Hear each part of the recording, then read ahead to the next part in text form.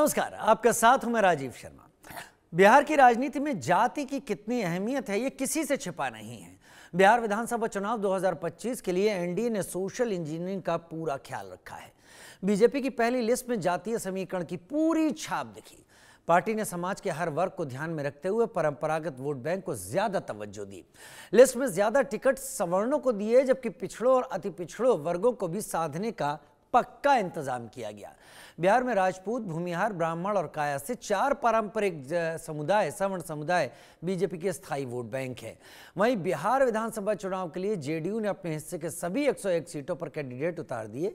नीतीश कुमार के नेतृत्व में पार्टी ने इस बार भी अपने भरोसेमंद वोट बैंक पर ही दांव लगाया है। पार्टी ने कुर्मी कुशवाहा कैंडिडेट को जमकर टिकट दिए हैं। इसके अलावा सवर्णों को भी पार्टी ने जमकर टिकट दिया।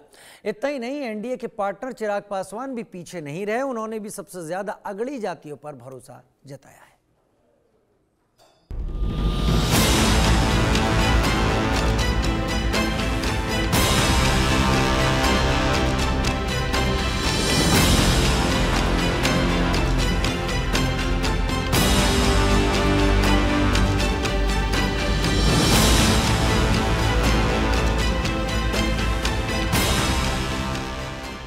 बिहार विधानसभा चुनाव 2025 में एनडीए खेमे के 2 बड़े दल भारतीय जनता पार्टी और जेडीयू ने उम्मीदवारों के सिलेक्शन में गजब की जुगलबंदी दिखाई।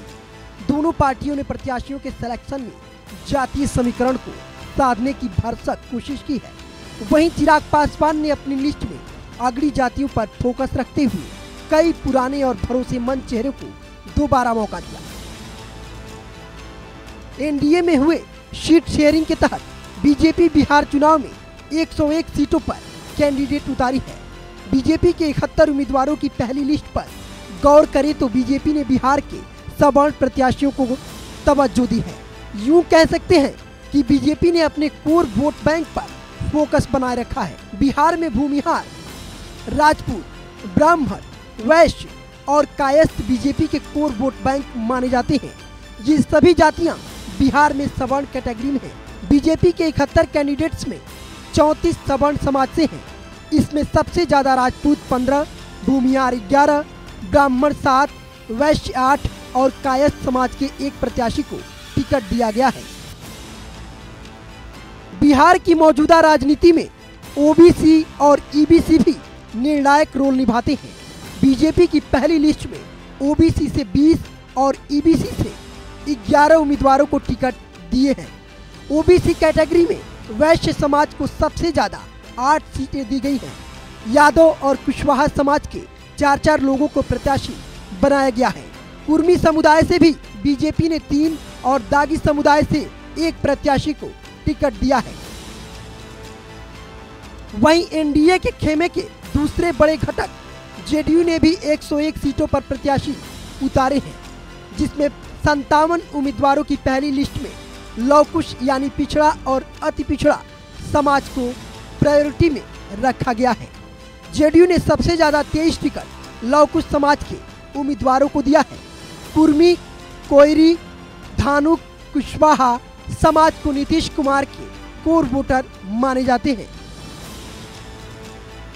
एनडीए गठबंधन के हिसाब से देखें तो जहां बीजेपी ने सवर्ण पर फोकस किया है तो जेडीयू ने ओबीसी और ईबीसी पर फोकस बनाया है। जेडीयू ने अति पिछड़ा समाज से 9 प्रत्याशियों को उम्मीदवार बनाया है। नीतीश कुमार ने सामाजिक बैलेंस बनाए रखने के लिए 12 दलितों को भी प्रत्याशी बनाया है। जेडीयू की पहली लिस्ट में 27 नए उम्मीदवार हैं, यानी करीब 50% से ज्यादा पुराने उम्मीदवारों के टिकट काटे गए हैं। एनडीए में सीट बंटवारे के तहत मिली 29 में से 14 सीटों पर चिराग पासवान ने उम्मीदवार उतारे हैं। इस लिस्ट में पार्टी के कई पुराने और भरोसेमंद चेहरों को दोबारा मौका दिया गया है। साथ ही कुछ नए नामों को भी शामिल किया गया है। पहली लिस्ट में जातीय संतुलन पर खास ध्यान रखा गया है। 14 उम्मीदवारों में से 4 अनुसूचित जाति, 3 पासवान, 1 पासी, 6 अगड़ी जातियों, 3 भूमिहार, 2 राजपूत, 1 ब्राह्मण, 2 यादव और 2 वैश्य समुदाय से हैं। बिहार में एनडीए की सोशल इंजीनियरिंग ने महागठबंधन के लिए मुश्किलें खड़ी कर दी हैं। बीजेपी ने विधानसभा चुनाव के लिए उम्मीदवारों की लिस्ट में पिछड़ी जातियों, अति पिछड़ी जातियों और दलितों को प्रतिनिधित्व देकर एक मजबूत जातिगत समीकरण साधा है। तो वहीं जेडीयू ने पिछड़ा वर्ग खासतौर पर कुशवाहा समुदाय को टारगेट किया है, जो परंपरागत रूप से महागठबंधन का एक अहम वोट बैंक रहा है, जिससे महागठबंधन के पारंपरिक वोट बैंक में सेंध लगी है और चुनाव में महागठबंधन को भारी नुकसान उठाना पड़ सकता है। एक तरफ जहां एनडीए सोशल इंजीनियरिंग के जरिए बिहार की सीटों को साधने में जुटी है, एनडीए ने 229 सीटों पर उम्मीदवार उतार दिए हैं, तो वहीं दूसरी तरफ महागठबंधन ने अब भी सीट बंटवारे के जाल में उलझा है। जबकि नामांकन की डेडलाइन नजदीक होने के बावजूद विपक्षी गठबंधन का प्रचार तक शुरू नहीं हो पाया। राजनीति विश्लेषकों का मानना है कि महागठबंधन के भीतर तालमेल की कमी एनडीए को शुरुआती बढ़त दिला रही है, तो सीट शेयरिंग को लेकर चल रही खींचतान ने महागठबंधन की चुनावी रफ्तार रोक दी है। अगर अगले 24 घंटे में सहमति नहीं बनती है तो ये देरी महागठबंधन की चुनावी रणनीति पर भारी पड़ सकती है। Bureau report, India news.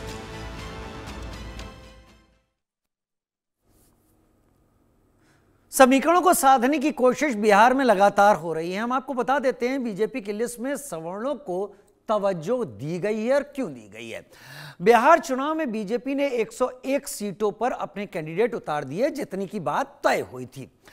पहली लिस्ट में सवर्ण प्रत्याशियों को तवज्जो दी गई। ऐसा नहीं है कि बाकी किसी को तवज्जो नहीं दी गई। बीजेपी के 71 कैंडिडेट्स में से 34 सवर्ण समाज से कहे जाते हैं, जिसमें राजपूत 15 हैं, भूमिहार 11 हैं जो बिहार में हैं, ब्राह्मण 7 हैं केवल इसमें दिए गए, वैश्य 8 इसमें दिए गए, कायस्थ 1, भूमिहार, राजपूत, ब्राह्मण, वैश्य और कायस्थ ये बीजेपी का कोर वोट बैंक अब तक माना जाता रहा है। ये सभी जातियां बिहार में सवर्ण कैटेगरी में आती हैं और इसके साथ लिस्ट में लवकुश को भी प्रायोरिटी दी गई है। जी, 57 उम्मीदवारों की पहली लिस्ट में पिछड़ा और अति पिछड़ा समाज को प्रायोरिटी दी गई है। जेडीयू ने सबसे ज्यादा 23 टिकट लवकुश समाज के उम्मीदवारों को दिए हैं। कुर्मी, कोयरी, धानुक, कुशवाहा समाज ये नीतीश कुमार का कोर वोटर है और जेडीयू ने इधर फोकस ज्यादा किया है, बीजेपी ने दूसरी तरफ। पासवान, चिराग पासवान की बात करें, चिराग पासवान ने कहां किन पर फोकस किया है। एनडीए में सीट बंटवारे के तहत 29 सीटें चिराग पासवान को मिली। 14 सीटों पर चिराग पासवान ने उम्मीदवार उतार दिए हैं। पहली लिस्ट में जातीय संतुलन पर खास ध्यान दिया है। 14 उम्मीदवारों में से 4 अनुसूचित जाति के हैं, 6 अगड़ी जातियों के हैं, यादव और 2 वैश्य समुदाय के हैं। जिस तरीके से एक सोशल इंजीनियरिंग का ताना बाना बुनने की कोशिश बिहार में एनडीए ने की। हमने लोगों से सर्वे किए, सवाल पूछे। हमने पहला सर्वे लोगों से किया कि बिहार में उम्मीदवारों की लिस्ट जारी करने वाले कौन से सियासी दल आपको बेहतरीन सोशल इंजीनियरिंग दिखाते हुए आपको दिखे। BJP, JDU, LJPR, others. 56% लोगों ने कहा बीजेपी ने बहुत बढ़िया यहां तालमेल बिठाया है। 17% ने कहा जेडीयू ने तालमेल बढ़िया बिठाया है। एलजेपीआर के बारे में 2% लोग, अदर्स के बारे में 22% और 3% ने कहा इस पर हम कुछ कह नहीं सकते। दूसरा सवाल, जेडीयू ने सबसे ज्यादा लवकुश समाज पर फोकस किया है। आपकी राय क्या है? लवकुश जेडीयू का कोर वोटर है, नीतीश कुमार की सोशल इंजीनियरिंग के सवाल तो 39% ने कहा कि यह जेडीयू का कोर वोटर है इसलिए इस पर फोकस किया है। नीतीश कुमार की सोशल इंजीनियरिंग 45% लोग कह रहे हैं। 16% लोगों ने कहा कि हम इस पर कुछ भी नहीं कह सकते। एक और सवाल हमने लोगों से पूछा, क्या एनडीए की सोशल इंजीनियरिंग महागठबंधन को नुकसान पहुंचा सकती है? 55% लोगों की बात, हां नहीं कह नहीं सकते मैं। 55% लोग कहते हैं हां महागठबंधन को नुकसान पहुंचा सकती है क्योंकि उन्होंने इस तरीके से सारा सेटअप किया है। 35% कहते हैं नहीं होगा, 10% ने इस पर कुछ भी नहीं कहा। ज्यादातर लोग कह रहे हैं महागठबंधन जिस लाइन पर आगे चल रहा था उसको चोट पहुंचा सकते हैं। एक और सवाल, एलजेपी आर ने सबसे ज्यादा फोकस अगड़ी जाति पर किया है। इसके पीछे क्या वजह हो सकती है? सवर्णों को साधने की कोशिश, अनुसूचित जाति पर भरोसे का विश्वास या अन्य?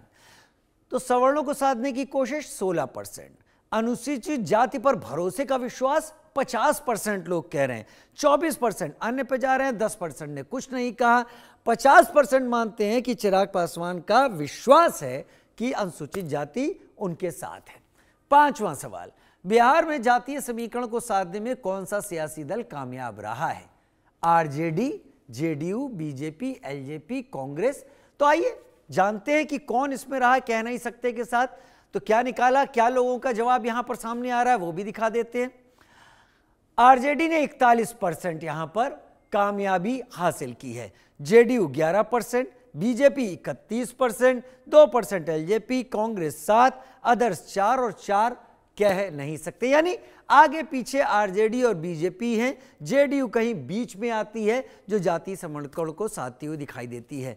धीरज पांडे प्रवक्ता बीजेपी मेरे साथ इस वक्त जुड़े हुए हैं, अरुण कुमार यादव मेरे साथ आरजेडी के प्रवक्ता के तौर पर इस वक्त जुड़े हुए हैं। सबसे पहले धीरज जी, आपका रुख कर लेते हैं। लोगों से जो हम बात कर रहे हैं, क्योंकि बिहार चुनाव में जातीय समीकरण साधने की कोशिश कोई नई नहीं है, ये बहुत पुराने से चला आ रहा है। क्या इस बार टिकट बांटने में आपने वाकई इस बात का ख्याल रखा, या फिर विनिंग कैंडिडेट कौन है जो विनिंग परसेंटेज ज्यादा देता है वो? जी नमस्कार। नमस्कार। मेरी आवाज आ रही है? जी एकदम स्पष्ट बोलें। नमस्कार। आपके सभी दर्शक, हमारे सभी मीडिया पैनलिस्ट, उनको नमस्कार है। ये सबसे पहले मैं आपको बताना चाहूंगा कि बिहार में जो चुनाव हो रहा है उसमें एनडीए चुनाव लड़ रही है। बिहार की 243 सीटों, जिसके मुख्यमंत्री हमारे आदरणीय मुख्यमंत्री श्री नीतीश कुमार जी हैं, और जो हमारे देश के प्रधानमंत्री एनडीए के हैं वो हमारे यशस्वी प्रधानमंत्री श्री नरेंद्र मोदी जी। और हमारा सीधा जो स्टेटमेंट होता है कि हम सबका साथ, सबका विकास और सबके विश्वास को साथ लेके चलते हैं।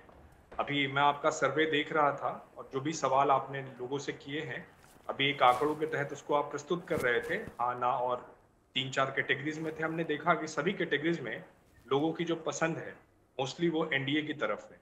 तो स्वाभाविक रूप से कहीं ना कहीं हमने हमेशा उन सभी वर्गों को साधने का और उन सभी क्षेत्रों को हमने साधने का प्रयास किया है जो हमको हमारी फैक्टर में सबसे पहले दिखाई देता है। जैसे मैंने कहा कि हम सबको साथ लेके, सबके विश्वास को साथ लेके और विकास बेस्ड राजनीति करते हैं। विकास को हमने हमेशा प्रायोरिटी पे रखा है। तो हमारे लिए जो विकास है वो प्रमुखता से है, बाकी जो भी चीजें हैं वो उसके बाद आती हैं। जब आप चुनाव में आते हैं तो किसी एक का वोट आपको सिर्फ नहीं मिलता, आपको सभी लोग का एकत्रित वोट मिलता है, तब जाके आप चुनाव जीतते हैं और अपनी सरकार स्टैब्लिश करते हैं। रही बात कि आपने जो कहा कि सामाजिक आकलन की बात की, तो मैं आपको बताना चाहूंगा कि भारतीय जनता पार्टी के जो तमाम राज्यों में हमारी सरकारें हैं, 2 राज्य छत्तीसगढ़ और उड़ीसा, दोनों में जो हमारे मुख्यमंत्री हैं वो समाज के सबसे पिछड़े शेड्यूल्ड ट्राइब वर्ग से आते हैं। आप आते हैं हरियाणा, फिर आप आते हैं मध्य प्रदेश, तो नायब सिंह सैनी जी, मोहन यादव जी हमारे पिछड़े वर्ग के चेहरे हैं। हमारे देश के यशस्वी प्रधानमंत्री खुद इसी वर्ग से आते हैं। हमारे देश की जो महामहिम राष्ट्रपति हैं वो समाज के सबसे पिछड़े तबके से आती हैं। पहली बार ऐसा हुआ कि जो हमारा माननीय सर्वोच्च न्यायालय के जो सीजेआई हैं वो खुद भी उसी वर्ग से आते हैं। तो आप देखिएगा कि देश में और राज्य में चारों तरफ जो सामाजिक जो एक समरसता का जो भाव है वो पहली बार बहुत सुटेबल तरीके से, बहुत ही इफेक्टिव तरीके से अप्लाई हुआ है, लागू हुआ है। और जो हमारा सबसे पहला जो एजेंडा है वो है डेवलपमेंट। हम 2047 तक विकसित भारत, विकसित राज्य, हर राज्य के हम यही कल्पना लेके चलते हैं कि जिस तरह से देश का विकास हो, देश के विकास में राज्यों का जो रोल हो, जो भूमिका हो, साथ साथ राज्यों का भी विकास उसी प्रकार से हो जिस प्रकार से देश का हो। तो 2047 का जो विजन हमारे देश के आदरणीय प्रधानमंत्री लेके चलते हैं, हम उस विजन के तहत सभी राज्यों को लेकर चलते हैं। तो उसमें हम सबके साथ को भी लेते हैं और हम विकास को अपना मेन एजेंडा, विकास को हम स्थापित करने वाले लोग हैं। और मैं फिर यही कहूंगा कि जो बिहार है उसमें 243 सीटें पे एनडीए लड़ रही है। हमारा पूरा गठबंधन है, हमारे हर एक चेहरे में, जी। चाहे वो हमारे मुख्यमंत्री नीतीश कुमार जी हों, चाहे हमारे दूसरे अन्य घटक दलों के नेता हों, आदरणीय जीतनराम मांझी जी हों, आदरणीय उपेंद्र कुशवाहा जी हों, आदरणीय चिराग पासवान जी हों, या फिर हमारे जो पांचवे अलाइड हैं वो हों, हम सब जो हैं एनडीए पहले हैं और हम बिहार के विकास को समर्पित, बिहार के विकास के लिए प्रतिबद्ध, चलिए, बिहार के विकास को दृढ़ संकल्पित और ऐसा दृढ़ संकल्प जिसका कोई विकल्प नहीं हो, हम उस तरह के संकल्प को बहुत लेके बढ़िया, चलने वाले लोग हैं और बहुत हमने बढ़िया। लगातार ठीक बिहार है को एक पांडे जी। विकसित राज्य की श्रेणी में अग्रसित किया है। तो हमारे लिए जो बिहार है वो सोशल इंजीनियरिंग से ज्यादा हमारे लिए विकास वहां का पहला पैरामीटर है चलिए, अब और आरजेडी हम के उसको प्रवक्ता भी फॉलो हमारे करेंगे। साथ हैं, उनको भी एट लेंथ सुन लेते हैं, उनको भी आप सुन लीजिएगा। अरुण जी, एनडीए ने तो अपने टिकट बांट दिए, किस तरीके से एनडीए ने फोकस किया है, कहाँ कितना, कहाँ किस तरीके का, समझ में आता है कि जहाँ उनको जो ज्यादा बेहतर दिख रहा है उस हिसाब से उन्होंने अपने कैंडिडेट फील्ड किए हैं। आरजेडी और खास तौर पर महागठबंधन किस विचारधारा के साथ वहां मौजूद है, इस बात से मैं और आप इनकार नहीं कर सकते कि बिहार में जाति और जाति से जुड़ी हुई सोच प्रभावी तौर पर दिखाई पड़ती है।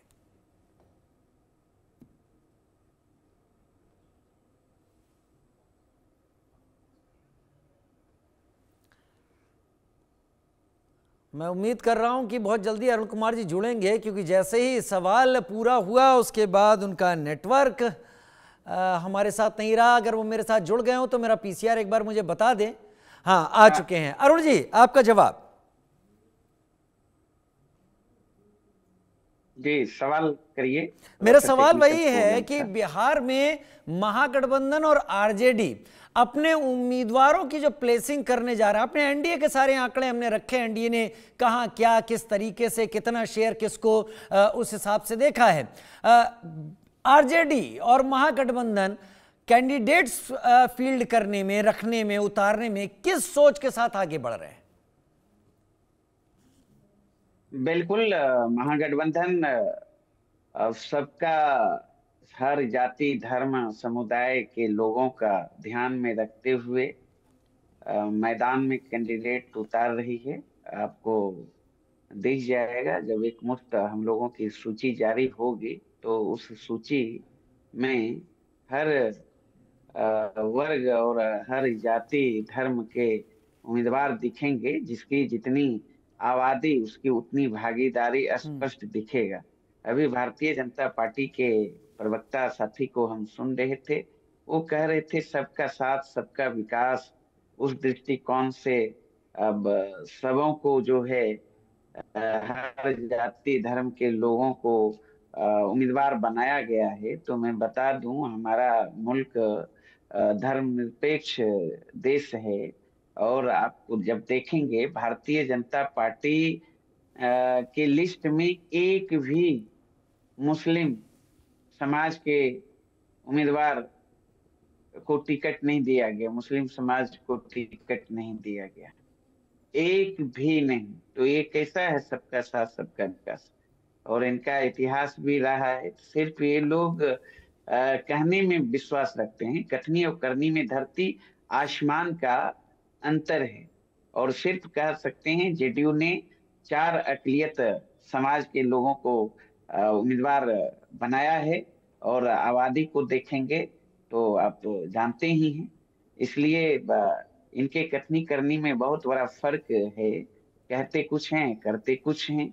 और विकास की बात कर रहे थे कि हमारा ये मिशन है, हमारा ये लक्ष्य है। तो 2 दशक से बिहार में एनडीए की सरकार है और केंद्र में भी 11 साल से एनडीए की सरकार है। देश के प्रधानमंत्री नरेंद्र मोदी जी हैं। 11 साल से डबल इंजन की सरकार बिहार में है।